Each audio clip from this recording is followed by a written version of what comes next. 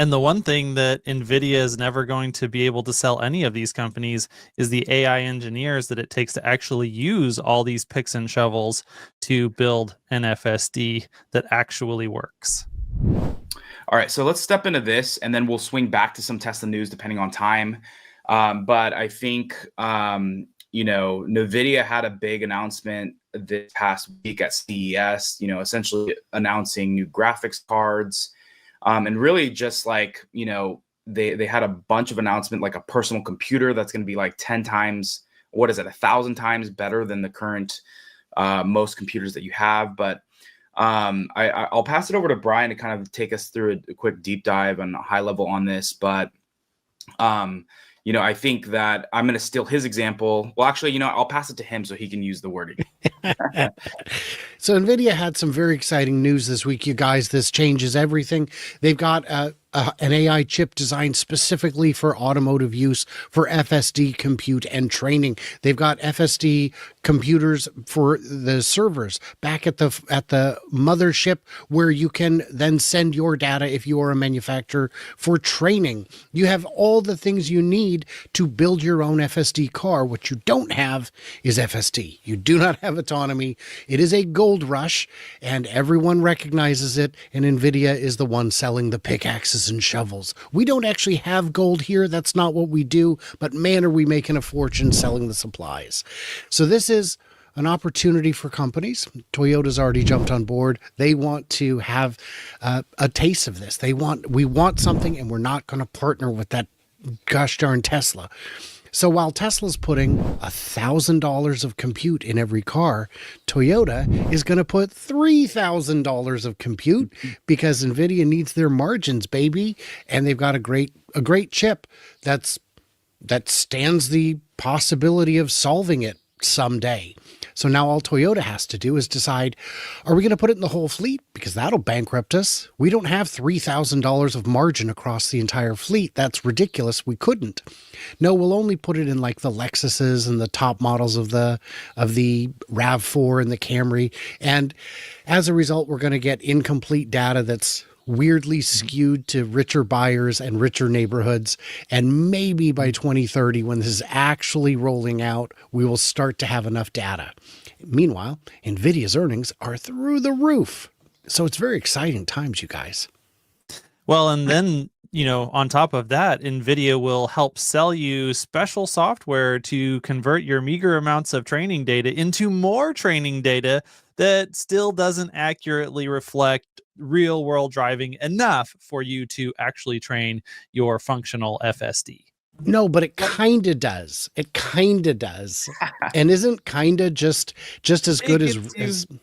Yes. Yeah. It gets you closer. You don't get there, but you do get closer. What they've built is a massive world in Minecraft for you to train your vehicles. Go ahead, Joe. Go ahead. Oh, yeah. I was just going to say it's sadly hilarious how far these companies will go to just not license FSD from Tesla. Like holy cow, man. Like, let me just dig my own grave real quick, because I just don't want to ride in a boat that is saving everyone.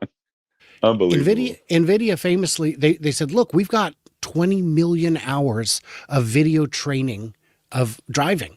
And it's like, well, so this isn't like vehicles data. This is just videos of driving. This is like they scraped YouTube. 20 million hours. Tesla's got 7 million cars out there. They could gather that much data in like 2 days if they needed to, but they don't need to. All they need now are the edge cases, and they're only collecting those. Toyota will have to start from square one.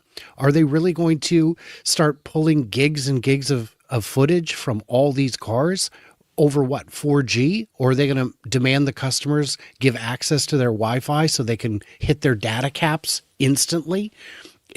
And then what do you do with it? Once you've transmitted it back to the mothership, you don't have a server farm yet. You're going to need to build one with Nvidia chips and then buy the software Hans mentioned. Guys, what are you doing? Well, And the one thing that Nvidia is never going to be able to sell any of these companies is the AI engineers that it takes to actually use all these picks and shovels to build an FSD that actually works. Knowing legacy, I was knowing legacy auto, and I think there's been several people who have said that 2025 will again be another big year of awakening. I mean, they're going through it right now with still not making profitable EVs and stuff. But at what point, what will it take for these companies to essentially buy Tesla software? I mean, I think at this point it might seem like it's pretty much a layup. That it's just about, from maybe their perspective, it's just about the amount of years that they want to delay this and die more. Or is this going to be about some other thing that just, is it just going to take, I'm making this up, Ford coming out and saying, hey, we're doing this, and then is it just a domino effect at that point? Because as you were saying, like, if you think of the cars that these companies are building, if they're not building it to put in, let's say, the Tesla software, because the Tesla software, sure, it might be able to adapt, but I think there's going to be certain requirements. Hey, you need the angle, you need this amount of cameras, like, because I think that's going to be how the system is, and it can probably change if the configuration is different. I don't doubt that, but the problem is when you put the software in, let's say, a Ford, like, if there's an accident, is it Ford's fault or is it Tesla's fault? So there's just going to be like a lot of that happening, that there's going to probably need to be strict guidelines on saying, if you want the software running, you need X, Y, Z. So I'll point out real quick that not everyone buys FSD. The take rate, depending on the market, is anywhere from 0 to 20%. So Toyota and Ford aren't looking at losing 100% of their market. They're looking at losing 0 to 20% of their market. That's an acceptable risk when the alternative is spending $20 billion and it not working, or $100 billion and it not working. The Volkswagen Carry-Ad program proved that there is no amount of cash that will automatically fix a problem. They famously hired 10,000 engineers to build their car's OS. That turned out to be the wrong number. That's akin to trying to mend an egg using all the king's horses and all the king's men. It's the wrong tool for the job. So you can't brute force your way through a solution like that. And I think what'll need to happen is, as soon as Tesla is unsupervised, then it is hopefully not too late to get on board. Hopefully Tesla will still have the door open for others at that point. But to be determined. You know what I'll say is, looking at what's happened with Tesla from the beginning, right? Like, the Roadster was one thing, but you come out with the Model S and it's like, car of the year and everything like that. At that point in 2014, even, you gave it 2 years, it's still selling like gangbusters. They've announced the Model X.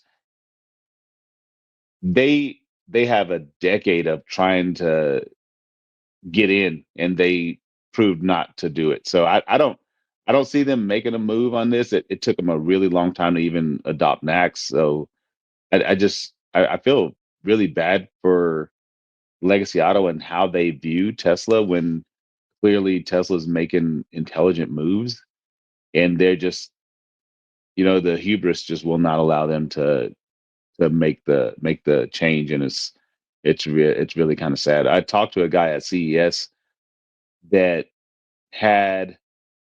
he had worked with Vanderhall, and he had battery management system in that vehicle, and he was saying how he had worked with a few other OEMs, and because what they had was like proprietary, was like really good, right? And it works really good in the Vanderhall Jeeps and stuff like that. But he was having a hard time getting the OEMs to use the software that they had engineered that works great for what applications that they would need it for, and they were just having a hard time writing the ship. And so it's really sad, but I just do not see them adopting the FSD, even though they should. It's going to be really, it will take, like what John said, it will take somebody like Ford doing it, and then everybody being like, okay, I guess it's okay to do it. But I don't even know if Ford will do it. I don't know that a legacy OEM is going to try. I think, like you said, Ford would be the one where maybe we've heard Jim Farley talk a lot about how he wants to actually get Blue Cruise to work. He wants Ford to provide that software because he sees the value that is in it. And so I think they're going to pursue that for quite a while. And whether or not they will incorporate, using NVIDIA's tools to do that, we'll have to wait and see. But even if they do, I don't expect that necessarily to work for any of the legacies. Just like Brian said, we've seen when legacy car companies try to get into software, we don't have one single positive example of success. Not one.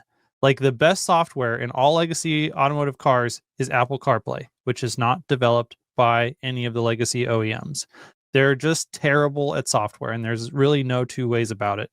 But that doesn't mean that there won't be someone else out there who does actually use whatever tools at their disposal, whether it's NVIDIA hardware, software, and tools, or whether it's roll your own stuff, to try and provide an alternative to FSD. And so I do expect competition to come in to the space. I think the market is so large, the TAM is so big, the potential earnings are so insane.